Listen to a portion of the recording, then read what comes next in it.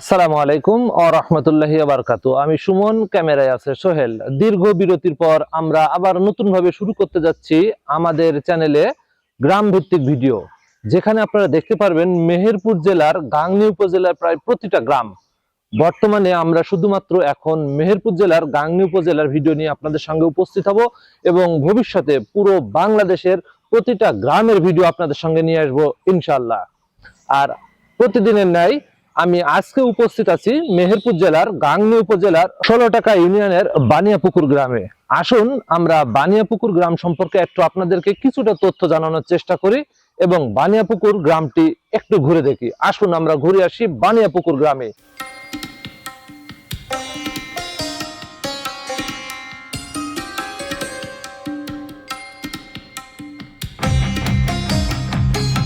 আমি এখন যেখানে দাঁড়িয়ে আছি এটি হচ্ছে বানিয়াপুকুর কেন্দ্রীয় ঈদগাহ ময়দান।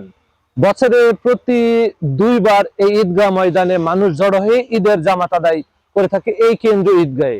আসুন আমরা একটু সামনের দিকে এগিয়ে দেখি। বানিয়াপুকুর ঈদগাহের যেই মেম্বার বা যেটা বলি সেটা বেশ দৃষ্টিনন্দন এবং বেশ সুন্দর লাগছে। আসুন আমরা একটু বানিয়াপুকুর ঈদগাহের সামনের দৃশ্যটা আপনাদেরকে একটু দেখাই। আপনারা দেখতে পারেন বানিয়াপুকুর কেন্দ্রীয় ঈদগাহ ময়দান।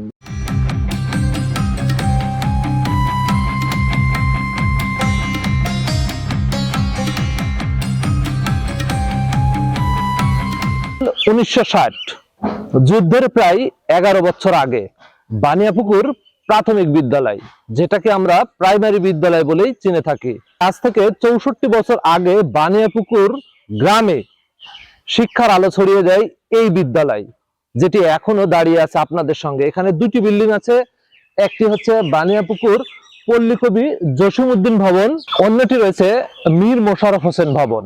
মোট এখানে দুইটি বিল্ডিং।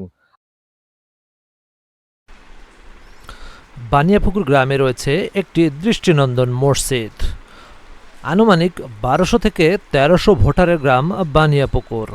গ্রামটিতে আধুনিক কোনো সুযোগ সুবিধা না থাকার পরেও গ্রামের মানুষগুলো অনেক খুশি ও শান্তিপ্রিয়। সুন্দর ও মনোরম পরিবেশের গ্রাম বানিয়াপুকুর গ্রাম। বাংলাদেশের প্রতিটা গ্রামে প্রায় আমরা সচরাচর বেশ কিছু আমরা জিনিস দেখতে পারি। তার ভিতরে একটি দেখা যাচ্ছে প্রাইমারি স্কুল, হাই স্কুল। একটি গ্রামে প্রতি সপ্তাহে ২ দিন হাট। আসুন আমরা দেখি মেহেরপুর জেলার গাংনী উপজেলার বানিয়াপুকুর গ্রামে আসলে কি কি আছে। আমরা একটু ওনাদের স্থানীয় বাসিন্দা ৩ জনের মুখ থেকে একটু শোনার চেষ্টা করি। আসুন একটু ওনাদের সাথে কথা বলি। আসসালামু আলাইকুম।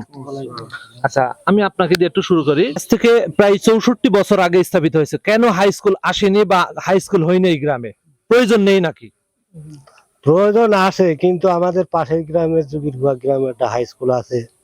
ওই জন্য হয়তো দেখা যাচ্ছে যে একের নিকটে হাই স্কুলটা আছে, স্কুলটা চলবে না। এই কারণে হয়তো মনে করেন যে এই গ্রামে স্কুলটা হয় নাই। আচ্ছা, তার মানে পার্শ্ববর্তী এলাকায় একটা হাই স্কুল থাকার কারণে এই গ্রামে হাই স্কুলের প্রয়োজন হয়নি, তাই তো? গ্রামে তো হাট দেখা যায় প্রতি সপ্তাহে ২ দিন। আপনাদের গ্রামে হাট কবে বসে? আমাদের গ্রামে হাট আপাতত নেই। পাশে জোরগোবা আছে আর মোর কাছে দূরে যাইতে না, ওই হাট বাজারে জোরগোবা হয়, আবার ওই মোরঘা থেকে হয়ে যায়। হাট কখনো বসে সেরকম জায়গা আছে কিনা? না, সেরকম জায়গা কই। তার মানে হচ্ছে এই গ্রামে হাটের প্রয়োজন আছে, হাটের জায়গা নেই। এক, দ্বিতীয় কথা হচ্ছে আপনাদের এখানে এই গ্রামে ছোটখাটো প্রয়োজন মেটাতে হলে আপনার পার্শ্ববর্তী গ্রামের উপর নির্ভর করতে হয়। কখনো যদি রাত ১২টা বা ১০টা বা ১১টার পরে ঔষধের প্রয়োজন হয়, তখন আপনারা কি করেন? তখন তো সম্ভব হয় না। সম্ভব হয় না আমাদের। দেখা যাচ্ছে যে রুগীটা দেখা যাচ্ছে যে মনে করেন যে দূরে যেতে যেতে মারাও যাচ্ছে। তার মানে এখানে বলা যেতে পারে হচ্ছে যেমন হাট নেই, শিক্ষা ব্যবস্থাও খুব যে বড় উন্নত সেটাও বলা যায় না।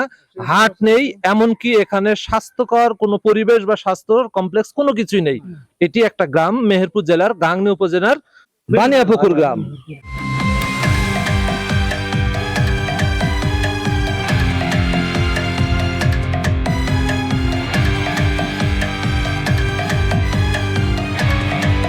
ছোট্ট একটি গ্রাম বানিয়াপুকুর। খুব বেশি মানুষ এখানে বসবাস করে না, খুব বেশি সুযোগ সুবিধা এই গ্রামে নেই।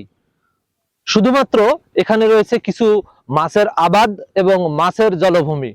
আর এই নিয়েই বানিয়াপুকুর গ্রাম। আজকে এই ছোট্ট একটি ভিডিও আমরা যতটুকু চেষ্টা করলাম আপনাদেরকে তুলে ধরার চেষ্টা করলাম বানিয়াপুকুর গ্রাম সম্পর্কে। ধন্যবাদ, ভালো থাকুন, সুস্থ থাকুন। আবার নতুন কোনো গ্রাম নিয়ে আপনাদের সঙ্গে হাজির হচ্ছে আমি সুমন। সে পর্যন্ত ভালো থাকুন। আসসালামু আলাইকুম ওয়া রাহমাতুল্লাহি ওয়া বারাকাতুহু।